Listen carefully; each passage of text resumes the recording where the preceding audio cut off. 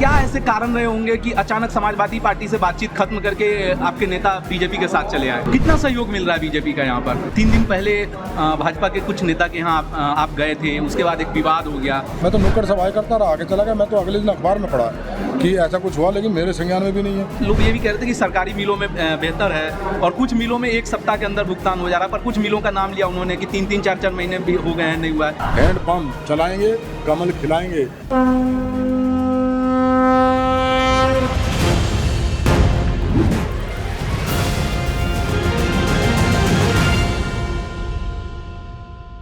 नमस्कार, लाइव हिंदुस्तान में आपका स्वागत है। आज हमारे साथ हैं डॉक्टर राजकुमार सांगवान जी। राजकुमार सांगवान जी ने अभी पर्चा भरा है, बागपत से एनडीए के उम्मीदवार हैं, रालोद के पुराने नेता हैं, जमीनी कार्यकर्ता हैं। उनके बारे में कहा जाता है कि 44 साल से इन्होंने जमीन की राजनीति की है और पार्टी ने उन्हें एक ऐसी सीट से टिकट दिया है जहां से 1977 से चौधरी चरण सिंह परिवार का कोई ना कोई उम्मीदवार हुआ करता था।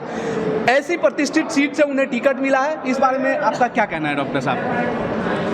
ये मेरे लिए तो बड़ा भावुक पल है जो आज मुझे जो नामांकन करने का जिस लोकसभा सीट से पर्चा भरने का मुझे अवसर मिला है, ये तो श्रद्धेय चौधरी चरण सिंह जी की कर्म भूमि है, बड़ी पावन भूमि है। और उनकी विरासत की सीट पर मुझे आज जो मैं बचपन में पर्चा बांटने का काम करता था, बिल्ला बांटने का काम करता था, पर्चा बांटने से और आज पर्चा भरने तक का जो मेरा सफ़र है, और ये आज का दिन बड़ा मेरे लिए भावुक कर देने वाला पल है, क्योंकि मैं जिस मसीहा को पूजता हूँ, जिसकी पूजा करता हूँ, अपने दिलों में रखता हूँ, जिनके सपनों का जो भारत जैसा हो, उनकी विचारधारा पर काम करता हूँ और उसी विचारधारा पर चलते चलते आज मैं इस मुकाम पर पहुँचा हूँ कि राष्ट्रीय लोकदल के मुखिया चौधरी जयंत जी ने मुझे यहाँ की जनता की सेवा करने के लिए उस विरासत की सीट पर भेजा। मेरे लिए बड़ा अहम दिन है आज का। मैं कोशिश करूँगा कि जो मेरे जीवन की सबसे बड़ी परीक्षा का जो ये घड़ी है, ये समय है, मैं इस पर सभी के आशीर्वाद से, क्षेत्रीय जनता के आशीर्वाद से खरा उतरने का, उसको पूरा करने का काम है। डॉक्टर साहब, लंबे समय तक समाजवादी पार्टी के साथ आप लोगों की गठबंधन की बातचीत चल रही थी, अचानक बीजेपी के साथ गठबंधन हुआ, आप लोग एनडीए में आए। आपको क्या लगता है, क्या ऐसे कारण रहे होंगे कि अचानक समाजवादी पार्टी से बातचीत खत्म करके आपके नेता बीजेपी के साथ चले आए? देखिएगा, ये तो विचारधाराओं का मुद्दा होता है और समय परिवर्तित होता रहता है। जो गठबंधन तो मुद्दों पर ही होता है, नीतियों पर होता है, विचारों पर होता है। अब नहीं, जहाँ कहीं विचार मेल नहीं खा रहे, लगता है कि जो जहाँ हम थे वहाँ उस विचारों का काम नहीं हो रहा, जो गांव गरीब किसान की सोच का हो, जो देश के लिए, देश की ऊंचाइयों का हो, देश विकासशील देश बने उसका हो, तो जहाँ ठीक लगता है गठबंधन तो वहीं होते हैं। सभी राजनीतिक दल करते हैं, अपने अपने अदलते बदलते रहते हैं, बड़े दलों का नहीं है। लेकिन हमारा तो पहले भी हमारा गठबंधन रहा है, पिछले भी 2 बार रह चुका है, ऐसा नहीं कि कोई नया है।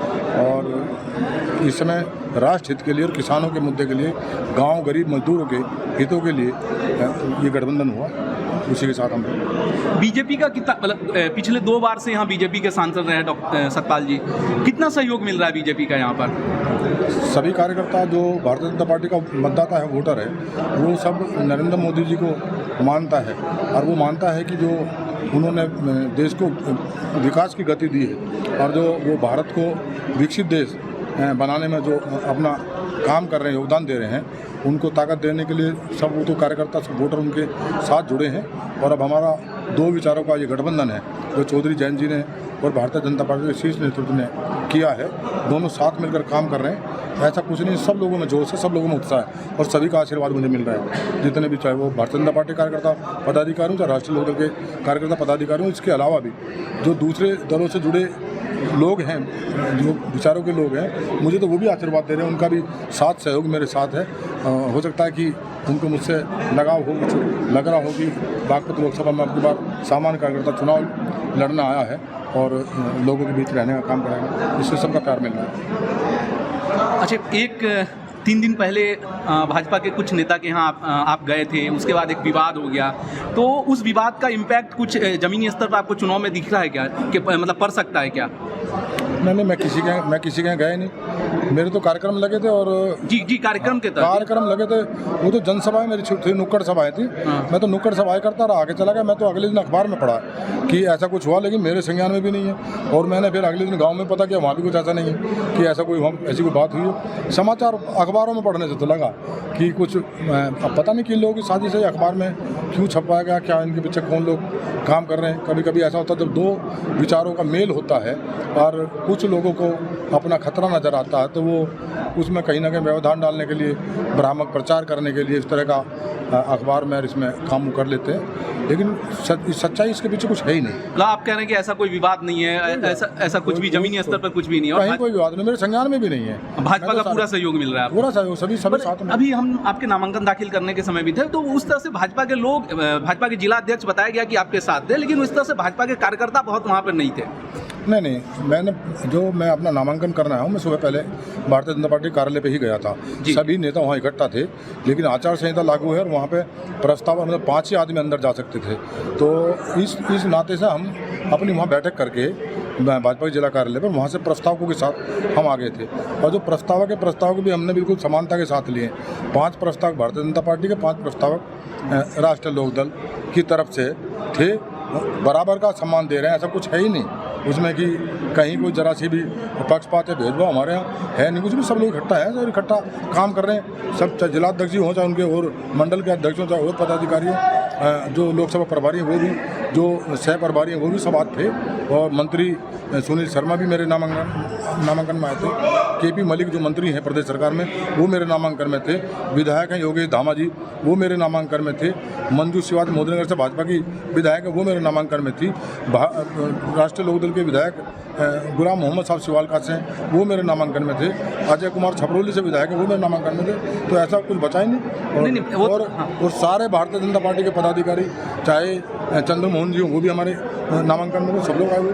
अच्छा, मैं सुबह से घूम रहा हूँ आप ही के लोकसभा क्षेत्र में, तो जो 3 मुद्दे मुझे समझ में आए हैं लोगों के। एक है कि लोगों का कहना है कि एजुकेशन में यहाँ करने की ज़रूरत है, और लोग खुल के कह रहे हैं कि यूनिवर्सिटी एक होनी चाहिए, हमें यूनिवर्सिटी के लिए मेरठ जाना पड़ता है या दिल्ली यूनिवर्सिटी जानी पड़ती है। ठीक है। दूसरा एक लोगों का कहना है कि मेडिकल के क्षेत्र में भी काम होना चाहिए। शिक्षा की उस तरह से सुविधा नहीं है उस तरह से मेडिकल कॉलेज, मेडिकल यूनिवर्सिटी, क्योंकि वो भी वही समस्या है, लोगों को अच्छी चिकित्सा के लिए दिल्ली या मेरठ जाना पड़ता है। और तीसरा, कुछ इलाकों में ना गन्ना भुगतान को लेकर कुछ लोगों ने बताया, हम कुछ इंटीरियर इलाकों में भी गए थे, तो लोगों का कहना है कि पिछले साल तक का तो भुगतान हो गया, इस साल का लंबित है अभी तक।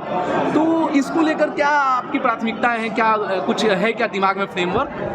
नहीं, देखिएगा, जो आपने चिकित्सा और शिक्षा का आपने जहाँ तक सवाल किया, मैं तो शिक्षा के क्षेत्र से जुड़ा रहा हूँ बहुत लंबे समय से। जी, आप प्रोफेसर हैं। और चिकित्सा में इसके बारे में मुझे काफ़ी जानकारी है, यहाँ के बारे में कि अच्छे हॉस्पिटल नहीं है यहाँ पर। लेकिन ये प्राथमिकता है मेरे। समय आने दो, चुनाव होने दो, ये तो मेरे संज्ञान में है और मैंने इसका पूरा खाका तैयार कर रखा है इसके बारे में। और गन्ना भुगतान के लिए प्रदेश सरकार गंभीर है। अब कल प्रधानमंत्री जी ने अपने भाषण में भी कहा गन्ना बेल्ट के लिए और गन्ना किसानों के लिए। मुख्यमंत्री योगी आदित्यनाथ जी वो बेहतर कर रहे हैं और वो गन्ना भुगतान कराने के लिए वो गंभीर है कि किसानों के गन्ना भुगतान की समस्या जल्द हल हो। और बाकी मैं कोशिश करूंगा कि ये जो मुद्दे हैं इनका समाधान हो। जो कार्यकाल मुझे मिलेगा इसमें कुछ आपको बेहतर देखने को मिलेगा, बागपत के लिए बहुत कुछ अच्छा देखने को मिलेगा। अच्छा, एक चीज़ और था, लोग ये भी कह रहे थे कि सरकारी मिलों में बेहतर है और कुछ मिलों में 1 सप्ताह के अंदर भुगतान हो जा रहा है, पर कुछ मिलों का नाम लिया उन्होंने कि 3-3, 4-4 महीने भी हो गए हैं, नहीं हुआ है। तो ऐसा कोई इसके लिए कोई क्राइटेरिया या कोई मानदंड है क्या कि हम कितने दिनों के अंदर भुगतान हो जाना चाहिए, या उसको लेके कोई आपकी मतलब आप कोई दबाव बनाएंगे या कोई? ये देखिएगा, गन्ना भुगतान का एक्ट है गन्ने का, वो ये कहता है कि 14 दिन में गन्ने का भुगतान होगा। और अगर 14 दिन में भुगतान नहीं होता तो उस पर फिर 15% का ब्याज देना होगा। ये तो एक्ट में प्रोविज़न है। लेकिन कहीं ना कहीं चीनी मिलों के सामने पिछले 2-3 सत्र में कोई ना कोई दिक्कतें थी, परेशानियाँ थी, वो धीरे धीरे सब पटरी पा रहे हैं और सरकार भी गंभीर है। और हमारे राष्ट्रीय लोकदल के मुखिया चौधरी जैन जी भी इस मुद्दे को लेकर गंभीर है कि ये गन्ने का बेल्ट है और किसान जो है वो गन्ने की खेती पर निर्भर है, वहीं के पैसे से वो अपना जीवन यापन करते हैं, अपने परिवार को चलाते हैं। तो गन्ने का मुद्दा मुख्यमंत्री जी भी गंभीर हैं और ये समाधान जल्दी हल होने वाला, सब चीज़ ठीक हो जाएंगी। अब गन्ना भुगतान का भी मुद्दा हो, जो विकास के मुद्दे हैं तो सब पे गंभीरता से काम चल रहा है। काफ़ी हो भी रहा है, और जो अब आगे है, मुझे जो अब तक जो हुआ है, मैं इससे आगे बढ़ने का काम करूँगा, है ना। ये यहाँ ठहरने वाला नहीं, इससे आगे बढ़ेगा। मेरे सब जहन में है सारी पिक्चर, पूरी तस्वीर, क्योंकि ये चौधरी चरण सिंह जी का कर्म भूमि है, पावन भूमि है, और ये तस्वीर यहाँ की अच्छी होनी चाहिए, वो मेरे सब जहन में है। मुझे क्या करना उसकी पूरा खाका है। चुनाव का नतीजा आने दो, उसके बाद में सरकार बनने दो, बागपत के लिए बहुत कुछ बेहतर होगा, बेहतर होने वाला है, बेहतर होगा। हम भी उम्मीद करते हैं। बस अब आखिरी सवाल, सपा से 2 उम्मीदवारों के नाम चल रहे हैं। ऐसा कहा जा रहा है कि मनोज चौधरी को पहले पेपर मिल गया था, फिर अब अमरपाल शर्मा सीन में आ गए। आप किसको अपने लिए कठिन प्रतिद्वंदी मानते हैं? नहीं, ये तो चुनाव है, चुनाव तो हर राजनीतिक दल लड़ते हैं चुनाव तो, और किसी न किसी को प्रत्याशी बनाते हैं, उसमें कोई सवाल ऐसा है नहीं कि मेरा कोई प्रतिद्वंदी है। मैं तो चुनाव लड़ रहा हूँ, सबका भरपूर मुझे प्यार मिल रहा, सहयोग मिल रहा, मुझे तो लग ही नहीं रहा प्रतिद्वंदी है, लेकिन चुनाव है, आज समय आने तो सब ठीक रहेगा, बढ़िया रहेगा। नहीं, वो तो हम जान रहे हैं कि प्रतिद्वंदी है, कोई ना कोई विरोध में खड़ा होगा। मेरा ये कहना है कि आप कह रहे हैं कि आपका कोई मुकाबला ही नहीं है, आप जीत रहे हैं, भारी मतों से जीत रहे हैं, तो कौन, मतलब मनोज चौधरी या अमरपाल शर्मा में से कौन आपको लगता है कि थोड़ा सा आपके खिलाफ एक मुकाबला दे पाएंगे? नहीं, किसी के बारे में कुछ नहीं कहना चाहिए, कहना नहीं चाहिए। सब लोग सम्मानित होते हैं और राजनीतिक दलों से चुनाव लड़ते हैं, किसी के बारे में ये नहीं कहना चाहिए। क्या तो ठीक है, वो चुनाव उनको भी लड़ना, हमें भी लड़ना, और भी लोग लड़े, निर्दलीय लोगों ने पर्चे लिए हैं, वो भी दाखिल अपने करेंगे, तो इसमें किसी के बारे में क्या कहना, क्या मुकाबला। लेकिन जिस तरह मुझे प्यार मिल रहा लोगों का, जिस तरह आशीर्वाद मुझे मिल रहा है, जो जिस तरह का माहौल है पूरे बागपत लोकसभा क्षेत्र में, जिस तरह भारतीय जनता पार्टी का कार्यकर्ता, एक का कार्यकर्ता काम कर रहा है, राष्ट्रीय लोकदल का एक का कार्यकर्ता काम कर रहा है, और लोगों में इस समय जश्न है, जुनून है चुनाव को लेकर, और जयंत चौधरी जी के फैसले को लेकर, जो उनका हौसला बढ़ाने के लिए, उस पार्टी को ताकत देने के लिए, मुझे तो ये लग रहा है कि सब कुछ सब बढ़िया है। आप कह रहे हैं कि एक तरफा मुकाबला है, तो मतलब कितना प्यार वोट में तब्दील हो रहा है, कितनी बड़ी मार्जिन से आप जीत देख रहे हैं अपनी? ये तो प्यार जो है, तो वोट में तब्दील होना, मैं भी वही कह रहा हूँ, वोट के थोड़ी होता है। मैं भी डॉक्टर साहब यही कह रहा हूँ, सब लोग कितना मार्जिन देख रहे हैं? भारी मतदान करने वाले हैं सब लोग, मतदान होगा, 80% का मतदान होगा, लोगों में जोश है। वो 26 अप्रैल की तिथि का इंतजार कर रहे हैं, मतदान का दिन आने दो, आपके सामने सारी तस्वीर आ जाएगी।